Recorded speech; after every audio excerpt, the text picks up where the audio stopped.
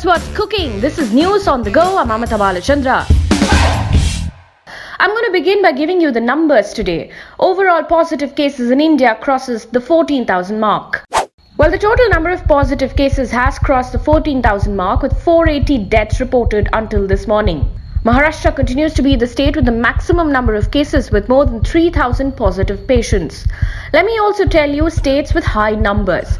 Delhi, Gujarat, Madhya Pradesh and Tamil Nadu have all reported high number of cases after Maharashtra.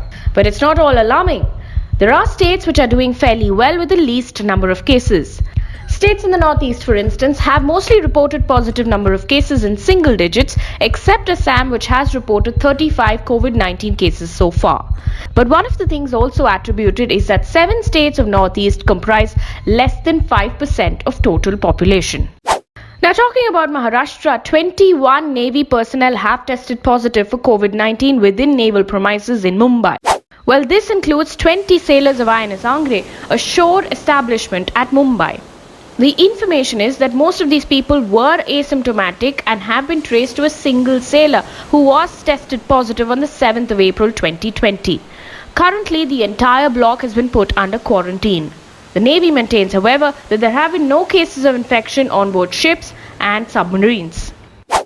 Now, with extended lockdown guidelines, you must be wondering what happens to those stranded foreigners in India and their visas at the moment. Considering the lockdown extension in an official statement, the Home Ministry has now said that regular visas and e-visas of those stranded foreigners will be extended till the 3rd of May until the second lockdown ends. Additionally, exit of these foreign nationals will be granted up to 14 days beyond 3rd of May without them having to pay penalty. There's also some news coming in from Maharashtra which is so heartening to hear.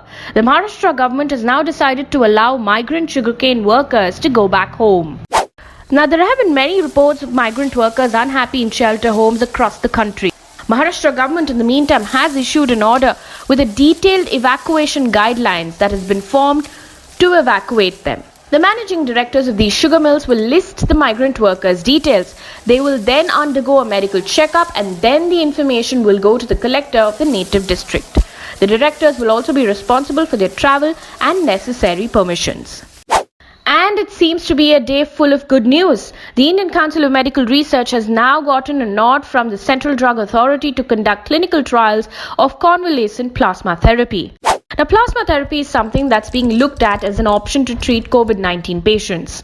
Essentially, if someone had COVID-19 and recovered from it, they would produce antibodies to fight against the infection. Plasma therapy is essentially transfusing that person's plasma to a severely infected patient suffering from COVID-19.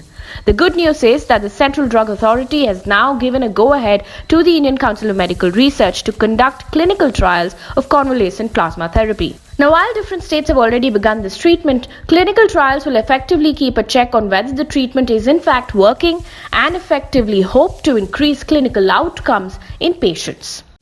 I'm going to leave you with that piece of good news. This is Amitha Balachandra signing off. See you next time.